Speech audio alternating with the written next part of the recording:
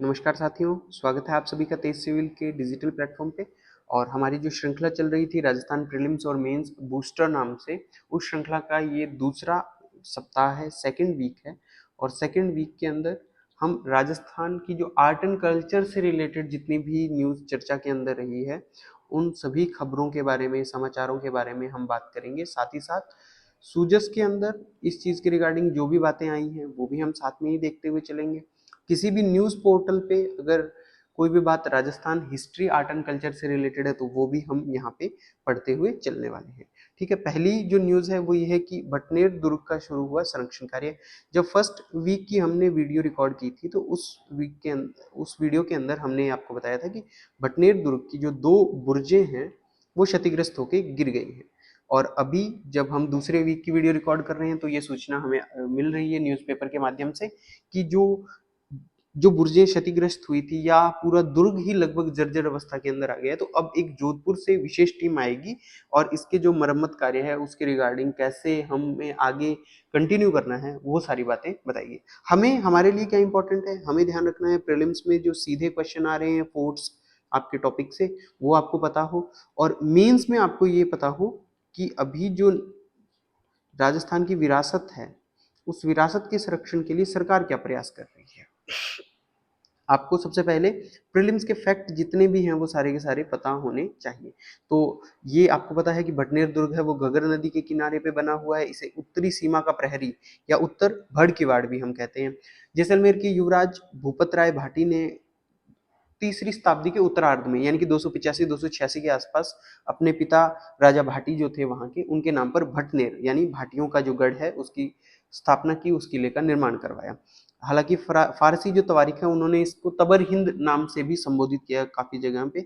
इसमें 52 बुर्जें हैं जो इसकी सिक्योरिटी के लिए बनाई गई थी। कोने पे एक एक बुर्ज हैं वो आपको पता होनी चाहिए। बहुत सारे महल दुर्ग के अंदर होते हैं, जैसे मंदिर है या फिर कोई भी मजार है, कब्र है, ये सब दुर्ग के अंदर आपको पाई जाती है। तो हमें जब भी किसी दुर्ग के बारे में पढ़ाई करनी है, फोर्ट के बारे में पढ़ाई करनी है, तो उसके रिगार्डिंग जितने भी महल हैं या मंदिर हैं या कोई भी कब्रगाह या फिर मजार अगर कोई उसके अंदर है, तो ये सारी हमें देखते हुए चलना होता है। तो क्योंकि भटनेर दुर्ग अब लगातार न्यूज के अंदर है, तो इसमें एक हनुमान जी का मंदिर है जो कि 1805 में बीकानेर के शासक ने करवाया था, सूरत सिंह ने। सूरत सिंह ने एक्चुअली में क्या हुआ था कि ये जो है भटनेर दुर्ग है उसको जीता था, और उस दिन मंगलवार था, ट्यूसडे था। मंगलवार दिन हम भगवान हनुमान जी के नाम से ही हम उनको जो जगह है उसको संबोधित करने लग गए, यानी हनुमानगढ़ नाम है वो दे दिया गया। पहले इसका नाम बटनेर ही था, भाटियों का गढ़। ठीक है, इसके अंदर मंदिर है, शिव मंदिर है, कृष्ण मंदिर है, मुरली मनोहर मंदिर है, लेकिन एक जैन तीर्थंकर का मंदिर है वो आपको थोड़ा सा ध्यान में रखना होगा, प्रीलिम्स में सीधा कई बार पूछ लिया जाता है। उत्तरी सीमा का प्रहरी उत्तरी भड़ किवाड़, यानी कि जो सबसे ज्यादा जो बाहरी आक्रमण है वो किस किले ने राजस्थान के झेले हैं, तो बाहरी आक्रमण है वो सबसे ज्यादा भटनेर दुर्ग ने आपके झेले हैं। ठीक है, इसके अलावा महमूद गजनवी ने भी इसके ऊपर आक्रमण किया था 1001 के आसपास। इसके अलावा आपको ये भी पता है कि तैमूर ने भी इस किले के ऊपर आक्रमण किया था। तैमूर ने जब आक्रमण किया तो यहाँ पे जो भाटी राजा थे उनकी रानियों ने जोहर कर लिया था। अच्छा, इसी जोहर में मुस्लिम महिलाओं ने भी साथ दिया था। तो कई बार हमें प्रीलिम्स में ये क्वेश्चन पूछा जाता है कि मुस्लिम महिलाओं ने किस दुर्ग के अंदर जोहर किया था या किस दुर्ग से मुस्लिम महिलाओं के जोहर करने के प्रमाण हैं वो हमें प्राप्त होते हैं। तो आपको इसमें भटनेर का है वो नाम ध्यान रखना है। ठीक है, तो ये भटनेर की रिगार्डिंग बात थी, भटनेर चर्चा के अंदर बना हुआ है, आपको ये पता होना चाहिए। अगली जो न्यूज़ है वो धरती धोरा री जिन्होंने लिखा है कन्हैया लाल जी सेठिया, इनकी जयंती है वो मनाई जा रही थी और पूरे वीक ही इनकी जयंती चर्चा में थी। तो हमें कन्हैया लाल जी के बारे में मोटा मोटी लगभग सारी बातें ही पता हो, इनसे प्रीलिम्स में सीधा सीधा क्वेश्चन है वो हमें देखने को मिल जाता है। देखिए, सबसे पहले हमें जो भी क्वेश्चन आता है वो आता है इनकी जो भी लिटरेचर या कृतियां जो इनकी रही है, इनके जो भी लिटरेरी वर्क रहा है उसके रिगार्डिंग इनसे क्वेश्चन पूछा जाता है। इसके बाद में जो इनके पुरस्कार हैं या इनसे कोई सम्मान इन्हें दिया गया हो, तो वो आपको पता होना चाहिए। तो सबसे पहले इनकी जो भी मेजर आपकी बुक्स हैं या इनका लिटरेरी वर्क है उसके ऊपर हम बात कर लेते हैं। सबसे पहली इनकी जो किताब मानी जाती है वो रमणीय रसोठा मानी जाती है। रमणीय रसोठा इन्होंने कहते हैं कि बचपन में लिखी थी, कम उम्र में जो इनकी पहली पुस्तक है वो रमणीय रसोठा थी। इसके अलावा मिंजर, लीलटास, धर कूचा धर, मंझला, मायड रोहेलो, सबद, सतवानी, ये सब हमें ध्यान में रखना है। लेकिन जो सबसे फेमस है इनकी वो है पाथल और पीथल, जो कि महाराणा प्रताप और पृथ्वीराज राठौड़ के बीच में जो बातचीत हुई थी, पत्र व्यवहार जो हुआ था, उसके ऊपर इन्होंने अपनी थोड़ी सी काल्पनिक जो कहानी है वो पेश की थी, ऐसा माना जाता है। इसके अलावा हिंदी के अंदर इन्होंने जो रचनाएं लिखी है, वनफूल है, अग्निवीणा है। अग्निवीणा वो कृति है जिसके लिए इन्हें 1942 में गिरफ्तार किया गया था और इनके ऊपर सेडिशन यानी राजद्रोह का जो केस है वो चलाया गया था बीकानेर रियासत के द्वारा। इसके अलावा मेरा युग, दीपकरण, खुली खिड़कियां, चौड़े रास्ते और निर्ग्रंथ, ठीक है, ये कन्हैयालाल जी की रचना है। इसके अलावा उर्दू के अंदर इन्होंने ताजमहल और गुलची नाम से भी अपनी रचनाएं हैं वो प्रस्तुत की है। ये बात मैंने पहले ही डिस्कस कर ली कि 1942 के अंदर महात्मा गांधी ने करो या मरो के आह्वान पर इन्होंने भारत छोड़ो आंदोलन में पार्टिसिपेट करने के लिए एक रचना लिखी, अग्निवीणा, और इसके लिए इनके ऊपर राजद्रोह यानी सेडिशन का केस है वो चलाया गया था। अब इनके सम्मान की बात करें तो लिल्टास के लिए इन्हें साहित्य अकेडमी पुरस्कार है वो प्रदान किया गया था। इसके अलावा एलपी टेसीतोरी के नाम पे एक गोल्ड मेडल दिया जाता है, वो 1881 में इन्हें दिया गया था। निर्ग्रंथ के लिए इन्हें ज्ञानपीठ पुरस्कार है वो दिया गया, सॉरी, ज्ञानपीठ द्वारा मूर्ति देवी साहित्य पुरस्कार है वो दिया गया था। इसके अलावा भारत सरकार ने 2004 में इन्हें पद्मश्री से भी नवाजा था। और राजस्थानी भाषा, संस्कृति और साहित्य अकादमी बीकानेर द्वारा इन्हें पृथ्वीराज राठौड़ पुरस्कार भी 2004 के अंदर दिया गया था। कन्हैयालाल जी ने अपना जो जीवन है वो मायड़ भाषा या मातृभाषा के संरक्षण के लिए लगाया और लोगों में ये जागरूकता पैदा की कि क्यों वो मातृभाषा के अंदर शिक्षा जरूरी है, क्यों मायड़ भाषा को बचाना है वो जरूरी है। हम देखते हैं कि राजस्थानी भाषा को मान्यता है वो अभी भी नहीं मिली है और लगातार प्रयास है वो इसके लिए किए जा रहे हैं। आपको कन्हैयालाल जी को जरूर पढ़ना चाहिए। कन्हैयालाल जी की जो भी कविताएं हैं, खास करके अगर आपको मिंजर कहीं पे मिल जाए तो वो जरूर आपको पढ़ना चाहिए। और इसके अलावा इनकी बहुत ही छोटे छोटे मुक्तक भी आपको नेट के ऊपर अवेलेबल मिल जाएंगे, वो भी आपको पढ़ना चाहिए। इनका एक मुक्तक मुझे अभी ध्यान आ रहा है जो फेमस तो नहीं है पर बहुत ही फिलोसॉफिकल बात करता है वो, कि काठ के कालजे में घाव नाव, जो नाव है काठ के कालजे में क्या है, घाव है, ठीक है। तो बहुत ही फेमस रहे और इन्होंने अपने जीवन काल के अंदर स्कूल खोलना और बीकानेर के अंदर इनकी जो, सॉरी, सुजानगढ़ के अंदर इनकी जो हवेली बनी हुई है वहाँ पे भी इन्होंने पूरी जो स्कूलिंग वगैरह है वो सारी बच्चों के लिए इन्होंने करवाई है ना। एक और चीज, इन्होंने इनका जो समय है, अंतिम जो समय के आसपास जो इन्होंने लास्ट का जो जीवन है वो सारा का सारा कलकत्ता में बिताया। इवन इनका जो नवंबर 2008 के आसपास देहावसान भी वहीं होता है और बाद में सुजानगढ़ जो हवेली है इनकी वहाँ ये लाए गए थे, ठीक है। तो सेठिया जी के बारे में आपको बहुत सारी चीज़ें पता होनी चाहिए और राजस्थानी भाषा की मान्यता के लिए भी सेठिया जी ने बहुत ज़्यादा प्रयास किए थे, वो भी हमें ध्यान में रखनी चाहिए। अगली जो न्यूज़ है उसकी तरफ बढ़ते हैं। अगली न्यूज़ है वो एक फोटो डली हुई थी प्रतापगढ़ की, हरियाली श्रद्धा का संगम, आदिवासियों का तीर्थ स्थल गौतमेश्वर। देखिए, गौतमेश्वर आदिवासियों का जो है वो हरिद्वार नाम से भी प्रसिद्ध है। प्रतापगढ़ के अरनोद जो जगह है वहाँ पे ये मेला लगता है। गौतमेश्वर जो महादेव मंदिर है वहाँ पे ये मेला लगता है। गौतमेश्वर गौतम ऋषि की तपोस्थली भी मानी जाती है और यहाँ पे ये जो मेला लगता है वो वैशाख पूर्णिमा को लगता है।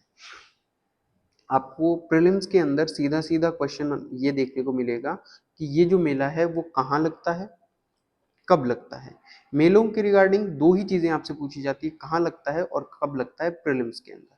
मेंस में तो हमारी कला संस्कृति का भाग है तो हम एज ए एग्जाम्पल इनका यूज कर ही सकते हैं, ठीक है। एक और मेले की तरफ बढ़ते हैं, बेनेश्वर धाम मेला। बेनेश्वर धाम मेला जो है वो माघ पूर्णिमा को लगता है। सोम, माही, जाखम जो ये नदियां हैं इनके संगम, त्रिवेणी जो संगम है इसके ऊपर ये मेला लगता है। फोटो में भी आप देख पा रहे होंगे कि त्रिवेणी संगम जो है, यहाँ पे आपको जाखम नदी दिख रही होगी, यहाँ पे ये आपको सोम दिख रही होगी और ये माही नदी है और ये जो है आपका त्रिवेणी संगम है। न्यूज़ में क्यों है? न्यूज़ में इसलिए है कि जो दर्शन करने के लिए आ रहे हैं, दर्शनार्थी आ रहे हैं, वो यहीं से श्रद्धालु देख के जा रहे हैं दूर से ही। इसके ऊपर नहीं पहुँच पा रहे हैं क्योंकि बारिश पिछले 1 हफ्ते से काफ़ी ज़्यादा रही थी वहाँ पे, और इसकी वजह से बेणेश्वर धाम में जो जाने का जो रास्ता है वो अभी के लिए थोड़ा-सा सुगम नहीं रहा है, ठीक है? हमें जो ध्यान रखना है वो ध्यान में रखना है कि प्रीलिम्स में क्या क्वेश्चन बेणेश्वर धाम से पूछा जा सकता है। बेणेश्वर धाम, सबसे पहले आपको ये पता हो, आदिवासियों का कुंभ नाम से भी जाना जाता है और सोम, माही, जाखम नदियों के ये संगम पे है। भील मेनली इसमें पार्टिसिपेट करते हैं, आदिवासी समुदाय जो है हमारा। माना जाता है कि जो बेणेश्वर धाम मंदिर है वहाँ पे स्वयंभू शिवलिंग है, 5 फुट जो उनकी हाइट है वो बताई जाती है। एक मान्यता ये भी है कि जो संत मावजी हैं, मावजी महाराज है, इन्होंने इसके अंदर एक पीठ, यानी कि जिसे हम गद्दी कहते हैं, गद्दी या पीठ, उसकी स्थापना की थी, और ये उसी समय से ये मंदिर है वो प्रसिद्ध होने लग गया था, ठीक है। संत मावजी महाराज के बारे में भी बात करें तो मावजी के जो चेपड़े या चोपड़े जो हैं, चोपड़े जो ग्रंथ है वो इनका बहुत ही फेमस है। कहते हैं चोपड़े ग्रंथ के अंदर भविष्यवाणियां हैं वो की गई हैं। अभी जब मोदी जी दोबारा इलेक्शन जीते थे तब मावजी महाराज काफी नेशनल मीडिया के अंदर है वो चर्चा के अंदर थे। आपको पता होना चाहिए मावजी महाराज का मंदिर कहाँ है, साबला जो है वो क्यों फेमस है। इसके अलावा शेरपुर के अंदर इन्होंने जो अपने देह त्याग किया या इनकी जो समाधि है वो बनी हुई है, वो भी आपको पता होना चाहिए। कौन सी भाषा के अंदर इन्होंने अपने जो उपदेश हैं वो दिए थे वो आपको पता होनी चाहिए। इसके अलावा इन्होंने कौन सा संप्रदाय है वो चलाया था वो भी आपको पता होना चाहिए। तो मावजी महाराज के बारे में जितनी भी बातें आपको पता हो वो प्रीलिम्स में हमारे लिए इंपॉर्टेंट हो जाएगी। मावजी महाराज के बारे में एक चीज आपको ध्यान में रखनी है कि जो उस समय के जो शासक थे शिव सिंह, इन्होंने इनको इसलिए गिरफ्तार भी कर लिया था कि ये जो समाज में है क्या है, अव्यवस्था फैला रहे हैं, ठीक है। और इन्होंने विक्रमी संवत 1784, जहां तक मैं रिकॉल कर पा रहा हूँ, इसमें यहाँ पे वेणेश्वर धाम में ये पीठ है वो स्थापित की थी। जन कुंवरी ने यहाँ पे विष्णु मंदिर का भी निर्माण कराया था। जन कुंवरी इनकी पुत्र वधु है जो इनकी शिष्या भी थी। यहाँ पे विष्णु मंदिर बनाया था। ये मंदिर परिसर है, इस परिसर के अंदर आपको काफी मंदिर देखने को मिल जाता है। जैसे लक्ष्मी नारायण मंदिर है, जो अजय और वजय इनके जो 2 शिष्य थे उन्होंने ये मंदिर का निर्माण करवाया था। बर्मा मंदिर भी इसके अंदर देखने को मिल जाता है। वृंदावन को बेणेश्वर धाम को बेण वृंदावन भी कहा जाता है और संत मावजी महाराज ने यहाँ पे अपनी तपस्या वो की थी, ठीक है। हमें ध्यान रखना है बेणेश्वर धाम पे अगर 20 वर्ड्स में 2 मार्क्स में क्वेश्चन आ जाए तो भी हम लिखने की स्थिति में रहें। इसके अलावा प्रीलिम्स में अगर सीधा सीधा क्वेश्चन आ जाए तो हमें इसके बारे में पता हो। एक क्वेश्चन देख लेते हैं इसके रिगार्डिंग। ये assistant director science and tech department के अंदर जो 9 तारीख को आपका पेपर हुआ था, 9 जुलाई के 2025 को ये जो एग्जाम हुआ था उसमें ये क्वेश्चन पूछा हुआ है, बेणेश्वर या जो बाणेश्वर धाम जो है वो कौन से मंथ में सेलिब्रेट किया जाता है। तो आपको कौन सी तारीख भी बतानी है और आपको कौन से महीने के अंदर है वो भी आपको पता होना चाहिए, ठीक है। आगे बढ़ते हैं। आगे जो क्वेश्चन, एक जो न्यूज है ये गुरु दर्शन, ये जो इनकी सीरीज चल रही है भास्कर के अंदर, इसमें इन्होंने गुरुओं की कहानी पेश कर रहे थे और राय मुरारी दास जी की जो कहानी है वो इन्होंने इस वीक है वो बताई है। राय मुरारी दास आमेर के राजा मानसिंह जी के दरबार में थे और उन्होंने उनके लिए एक ग्रंथ लिखा था। ग्रंथ था मान प्रकाश। इसके अलावा इन्होंने एक ग्रंथ और लिखा था मानचरित्र नाम से, वो भी कई जगह मेंशन मिलता है हमें। मानचरित्र के बारे में भी आपको पता हो, मान प्रकाश के बारे में भी पता हो, और आमेर के राजा मान सिंह के ऊपर ये लिखा गया था। इस ग्रंथ के अंदर, इस ग्रंथ के 5 चैप्टर हैं, पांचों के पांचों चैप्टर अभी बंगाल की एशियाटिक सोसाइटी में लगभग सही सलामत हैं। खंडित अवस्था में ये बताया जा रहा था वैसे थोड़ा सा, लेकिन इसकी जो 5 अध्याय हैं वो अभी एशियाटिक बंगाल सोसाइटी जो है हमारी, वहां पे लाइब्रेरी के अंदर ये रखे हुए हैं। इस ग्रंथ के अंदर हमें जो मानसिंह के युद्ध हैं उनके बारे में भी जानकारी मिलती है और जो प्रताप का जो शौर्य है वो अतुलनीय बताया गया है। इस ग्रंथ के अंदर हमें एक बात और भी देखने को मिलती है कि कहते हैं कि जब ये लड़ाई हो रही थी इस ग्रंथ के अनुसार, तो मान सिंह है वो युद्ध हार रहे थे कहीं ना कहीं। जो हमें जो इसके साथ में भी जो समांतर जितने भी ऐतिहासिक स्रोत मिलते हैं इस युद्ध के बारे में, वो भी ये मानते हैं कि पहला आक्रमण प्रताप की सेना का इतना स्ट्रांग था कि जो मुगल सेना थी जिसका नेतृत्व मान सिंह कर रहे थे उसको पीछे हटना पड़ गया था। लेकिन इनका ये कहना है कि बाद में जो मानसिंह के जो भाई है माधव सिंह, उन्होंने युद्ध में प्रवेश किया और जो आक्रमण करने के बाद में स्थितियां हैं वो चेंज हुई, है ना। तो इस ग्रंथ के अंदर मानसिंह के प्रताप की शौर्य के बारे में भी एक अद्भुत दोहा है, वो संस्कृत का एक श्लोक जो है वो लिखा हुआ है, वो भी आप पढ़ सकते हैं। हालांकि हमें जो ध्यान रखना है वो ध्यान रखना है कि प्रीलिम्स पे जो क्वेश्चन आता है वो क्वेश्चन आता है सीधा सीधा कि ये बुक जो है वो बुक किसकी लिखी हुई है, बुक और जो राइटर या ऑथर जो है उसके बारे में सीधा सीधा हमारा क्वेश्चन आता है, ठीक है। और राजा मान सिंह जी के बारे में भी क्वेश्चन सीधा सीधा आपको बताओ कि इनके जो दरबार में हैं वो कौन कौन थे, इनके कोर्ट स्कॉलर जो थे वो कौन कौन थे और उनकी क्या क्या बुक्स थी। जैसे जगन्नाथ जी इनके दरबार में थे, ठीक है। जगन्नाथ जी की जो किताब है वो है मान सिंह कीर्ति मुक्तावली या मान कीर्ति मुक्तावली नाम से भी इनकी जो किताब है वो हमें ध्यान में होनी चाहिए, ठीक है। क्वेश्चन क्या आता है, जैसे कि मैंने बताया सीधा बुक एंड ऑथर का क्वेश्चन आता है। एक क्वेश्चन हम देख लेते हैं पीवाईक्यू ईयूआरओ एग्जाम जो हुआ था आपका इसी वर्ष, उसके अंदर ये क्वेश्चन पूछा गया था कि राजरूपक, सूरज प्रकाश और राम रंजाट है वो किन की किताबें हैं। देखिए राम रंजाट आपको सीधा सीधा पता है कि सूर्यमल मिश्र जी की किताब है। और इसके अलावा जो आपकी सूरज प्रकाश है, सूरज प्रकाश कर्णिदान जी कविया साहब जो थे उनकी किताब है। कर्णिदान जी कविया बहुत ही अच्छे कवि है, राजस्थान के वन ऑफ द प्रोमिनेंट राजाओं के टाइम में जो चारण कवि रहे थे उनमें से ये एक है। और ये जो अभय सिंह जी थे, अपने अभय सिंह जी के दरबार में थे। राज रूपक जो है वो कवि वीर भान जी की है और ये डिंगल में लिखी हुई आपकी किताब है, डिंगल के अंदर लिखा हुआ है। और इसमें भी इस बुक के अंदर वीर भान के अंदर जो आपके अहमदाबाद का जो एक युद्ध है, जो अभय सिंह मारवाड़ के वर्सेस शेर बिलन खान जो थे, शेर बिलन खान के बीच में था। और इस युद्ध का वर्णन है वो हमें किस में मिलता है, वीरभान की जो किताब है राजरूपक उसके अंदर भी मिलता है।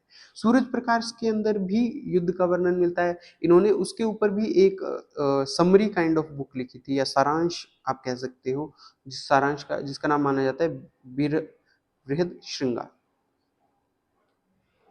विरुद्ध श्रृंगार या इसको विरुद्ध श्रृंगार भी हिंदी में प्रोनाउंशिएट किया जाता है, विरुद्ध श्रृंगार, लेकिन बृहद श्रृंगार जिसको हम पढ़ते हैं राजस्थानी के अंदर।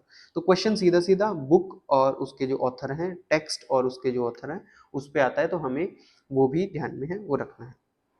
अगली न्यूज की तरफ बढ़ते हैं जो वास्तव में ही एक न्यूज है।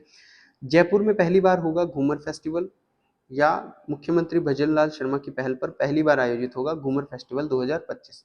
यानी घूमर जो फेस्टिवल है वो नवंबर के अंदर आयोजित किया जाने वाला है और ये 15 नवंबर की इसकी डेट है वो अनाउंस की गई है। अभी जो वेन्यू है वो डिसाइड नहीं किया गया है, पर बता रहे हैं कि चित्रकूट स्टेडियम या पोलो ग्राउंड के अंदर लगभग संभावना है इसकी करवाने की। पर्यटन जो हमारा मंत्रालय है उसके अंतर्गत ये किया जाएगा। रजिस्ट्रेशन प्रोसेस 15 सितंबर से शुरू हो जाएगी। आप इसके अंदर रजिस्टर कर सकते हैं, पार्टिसिपेट भी कर सकते हैं और ये अपने आप में एक प्रकार का पहला ऐसा फेस्टिवल है वो होने वाला है जयपुर के अंदर, ठीक है। तो हमें ये ध्यान रखना है, प्रीलिम्स में सीधा सीधा क्वेश्चन है वो आपसे पूछा जा सकता है कि पहला जो घूमर फेस्टिवल है वो कब आयोजित किया जा रहा है या कहाँ आयोजित किया जा रहा है, ये आपको पता हो और किस डिपार्टमेंट ने इसको करवाने की जिम्मेदारी ली है। तो पर्यटन कला एवं संस्कृति मंत्रालय के ऊपर इसका जो जिम्मेदारी है वो सौंपी गई है, पर्यटन विभाग इसके ऊपर काम कर रहा है, ठीक है। आगे बढ़ते हैं। आगे है कि 3 दिवसीय गोपी जी भट्ट स्मृति समारोह है वो किया गया है और उसके अंदर नाटक, हास्य नाटक है वो पेश किया गया है। हमारे लिए जो मेन बात है उसमें है गोपी जी भट्ट, और गोपी जी भट्ट का जो संबंध है वो तमाशा से है। गोपी जी भट्ट का जो संबंध है वो तमाशा से है। तमाशा मूलतः महाराष्ट्र का एक लोक नाट्य है। सवाई प्रताप सिंह जो जयपुर के राजा थे उनके समय यहाँ पे भी फेमस हो गया था ये। और इसी के साथ साथ बंशीधर भट्ट है वो आए थे महाराष्ट्र से और इन्होंने यहाँ पे गुणीजन खाना जो बनाया हुआ था सर सवाई प्रताप सिंह जी का, उसमें शामिल हो गए और इन्होंने यहाँ पे इसको फेमस किया। इनके जो प्रमुख कलाकार है उसमें भट्ट परिवार पूरा आता है। फूल जी भट्ट है, गोपी जी भट्ट है, वासुदेव जी भट्ट है। और इस तमाशा का जो आयोजन है वो खुले मंच पे किया जाता है जिसको अखाड़ा भी कहते हैं, ठीक है। तो हमें ये ध्यान रखना है कि गोपी जी भट्ट की स्मृति में जो 14th जो उनका जो समारोह है वो किया गया था और इस समारोह के अंदर हमें बहुत सारे हास्य नाटक और समाज के ऊपर व्यंग्य है वो किया गया है। हमारे लिए जो इम्पोर्टेंट है वो तमाशा है। प्रीलिम्स के अंदर सीधा सीधा हमसे क्वेश्चन है वो पूछा जा सकता है और मेंस में भी अगर तमाशा लोक नाट्य के ऊपर 2 मार्क का क्वेश्चन यानी 20 वर्ड्स का अगर कुछ पूछा जाता है तो हम लिखने की स्थिति में रहेंगे। आगे बढ़ते हैं। अब हमें जीएस से रिलेट करने की बात आ रही है, मेंस की भी कुछ कुछ चीजें हमें पता होगी। जैसे हमने जितनी भी चीजें पढ़ी हैं वो मेंस में तो आएंगी आएंगी, लेकिन प्रीलिम्स में उसका जो वेटेज है वो काफी हमें बढ़ के दिखता है, और मैंने प्रीलिम्स के क्वेश्चन भी दिखाए। देखिए, पांडुलिपि का डिजिटाइजेशन है वो राजस्थान में चल रहा है, लगातार ही इंडिया के अंदर ही चल रहा है, और राजस्थान के अंदर है ये जो है ये अब शुरू हो चुका है, और अब जो सरकार है इसके ऊपर स्ट्रिक्टली काम कर रही है, बहुत ज्यादा और फोकस होकर काम कर रही है। 2 लाख से ज्यादा पांडुलिपियों को डिजिटाइज करने का जो काम है वो शुरू हो चुका है। 20 करोड़ रुपए इसके ऊपर खर्च किए जाएंगे। ठीक है, 20 करोड़ रुपए इसके ऊपर खर्च किए जाएंगे। इसी के साथ साथ जो हमारी संस्कृत अकादमी है राजस्थान की, उसको इसकी नोडल एजेंसी के रूप में है वो अपॉइंट किया गया है। ठीक है, ये पांडुलिपियों का जो डिजिटाइजेशन का काम है वो काफी समय से ही चल रहा है। 2003 में भारत सरकार ने जो नेशनल पांडुलिपि मिशन, जो राष्ट्रीय पांडुलिपि जो मिशन है वो शुरू किया था 2003 के अंदर, और तब से ये काम चल रहा है। 2015 के बाद में फिर से शुरू किया गया था, पर कोविड आ गया, तो कोविड आने की वजह से फिर ये काम धीमा पड़ गया। लेकिन अब बड़े लेवल के ऊपर, नेशनल लेवल के ऊपर ये 3.5 लाख से ज्यादा पांडुलिपियों को अब क्या है डिजिटाइज करवाने का काम है वो चल रहा है, और जो राजस्थान की संस्कृत अकादमी है उसको भी नोडल एजेंसी के रूप में अब गठित किया गया या नियुक्त किया गया। अब देखिए, हम इसका जो मीन्स के अंदर कैसे इसका उपयोग है वो कर सकते हैं।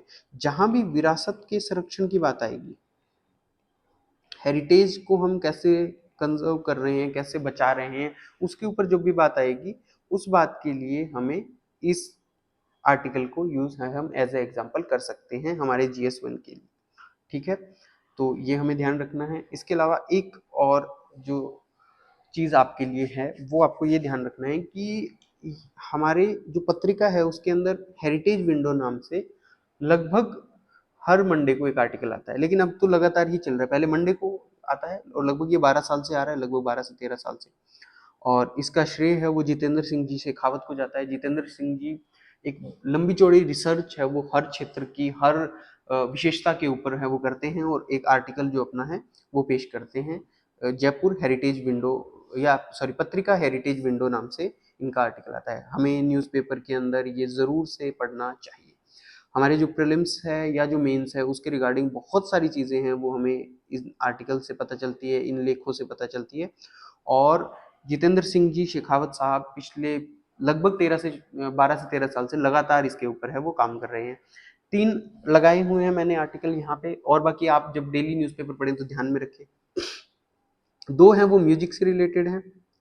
पहला है वो मांड राग से रिलेटेड है, मांग गाय के से रिलेटेड है। बनो बेगम, जिनका नाम आपने सुना होगा, बनो बेगम के बारे में पूरी डिटेल में बातचीत की गई है। इसके अलावा अदर जो है मांड गायन के लिए, जैसे बीकानेर की अल्लाह जिलाई बाई, मेवाड़ की मांगी बाई, मारवाड़ की गवरी देवी, उनके नाम भी यहाँ पे मेंशन है। तो हमें ये भी पता हो कि प्रीलिम्स में हमारा सीधा सीधा क्वेश्चन आ जाता है कि किसका संबंध मांड गायन से है, तो हमें ये नाम है वो पता हो। इसके अलावा एक जो आर्टिकल इन्होंने लिखा है वो जयपुर घराने पे लिखा है। जयपुर का जो म्यूजिक घराना है, जो जयपुर का जो नृत्य घराना है, उनके बारे में भी इन्होंने काफ़ी चीज़ें हैं वो मेंशन किया, आपको ये ज़रूर पढ़ना चाहिए। इसके अलावा नेपाल अभी न्यूज़ के अंदर है। नेपाल की जो जेन जी जो क्रांति है आपकी, वो चर्चा का विषय बनी हुई है, लेकिन हमने नेपाल को एक अलग रेफरेंस में यहाँ पढ़ने की कोशिश की है कि नेपाल का जो शाही खानदान है उसका सीकर के पूर्व राज परिवार के साथ है वो वैवाहिक संबंध है वो रहे हुए हैं। इवन जब यहाँ के महाराजा धीराज की, जो सीकर के महाराज थे, उनकी जब मृत्यु होती है 1959 के आसपास, तो नेपाल के जो एम्परर थे, रूलिंग एम्परर थे, वो उस शोक सभा के अंदर सीकर है वो आए थे, जिनका सम्राट का नाम महेंद्र विक्रम सिंह था। ठीक है, ये सब बातें आपको पता हो, आपके जनरल नॉलेज के लिए काफ़ी इफेक्टिव है। ये आर्टिकल्स आपको पढ़ने चाहिए। मेंस में कहीं ना कहीं आपको एज ए एग्जाम्पल इनकी चीज़ों का यूज़ करने का मौका है वो मिल सकता है। ठीक है, इस वीडियो के अंदर इतना ही। ये वीडियो आपकी जो है वो आर्ट एंड कल्चर के लिए थी। अगली वीडियो है हम पूरी जो जियोग्राफी है सेकेंड वीक की, वो हम कवर करेंगे। बहुत बहुत धन्यवाद।